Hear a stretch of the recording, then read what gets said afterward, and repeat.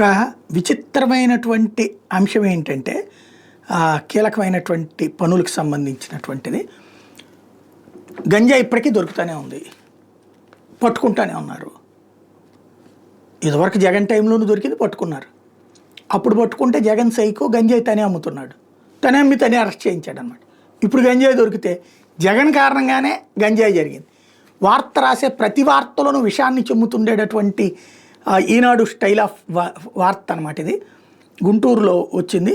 మత్తు యువత చిత్తు అంటూ గుంటూరు నగర శివారు ప్రాంతాల గంజాయి గుప్పమంటోంది. గత వైకాపా ప్రభుత్వంలో తేలిగ్గా డబ్బు సంపాదించడానికి అలవాటు పడి కొందరు గంజాయి విక్రయాలను ఉపాధిగా మలుచుకున్నారు. దీంతో ఎంతోమంది యువకులు మత్తులో పడి జీవితాలను నాశనం చేసుకుంటున్నారు. శివారు ప్రాంతంతో పాటు కొన్ని గ్రామాల గంజాయి విక్రయ కేంద్రాలు ఇటీవల కాలంలో పుట్టగొడుగులో పుట్టుకొస్తున్నాయి.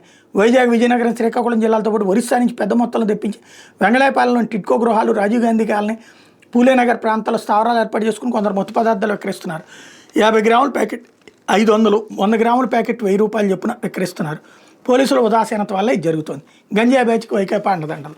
తీసుకెళ్లి లోపలేసేయి జగన్ని, లేదా అక్కడ ఎవడు వైకాపా ఉన్నాడో అరెస్ట్ చేయి. ఈ నీచమైన జర్నలిజం ఎందుకు?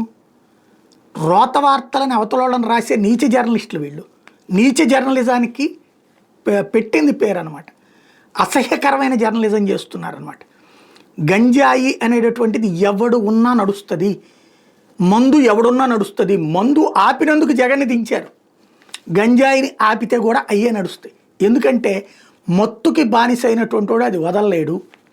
దాన్ని వదలడానికి దశల వారీగా తీసుకునే చర్యలు తీసుకోవడం కాకుండా దాంట్లో రాజకీయాలను చొప్పించి మన వార్తలని నీచత్వంతో చేస్తున్నాం. గంజాయి మత్తుకు అలవాటు పడితే కుటుంబాలు ఎలా నాశనం అవుతాయి, గంజాయికి అలవాటు పడ్డటువంటి జీవితాలు ఎలా అరాచకాలకు పాల్పడుతున్నారు, ఇది ప్రజల్లో చైతన్యపరచాలి. రాజకీయ దరిద్రాన్ని పక్కన పెట్టి ప్రజల్ని చైతన్యపరచాలి. ఒకప్పుడు మద్య నిషేధం కోసం ఎలా అయితే ప్రజల్ని చైతన్యపరిచాము, కానీ అదే ఈనాడు ఆ తర్వాత అదే మద్య నిషేధం ఎత్తేయడానికి కూడా చైతన్యపరిచింది. అదొక దరిద్రం దానికి. బట్ గంజాయి వార్తలు రాసేటప్పుడైనా కొంచెం గంజాయి మత్తు జర్నలిస్టులాగా, అంటే ఇక్కడ వీళ్ళు ఏది రాజకీయ గంజాయిలు అనమాట. వీళ్ళు రాజకీయ గంజాయి మత్తుకి అలవాటు పడ్డటువంటి వాళ్ళు అనమాట.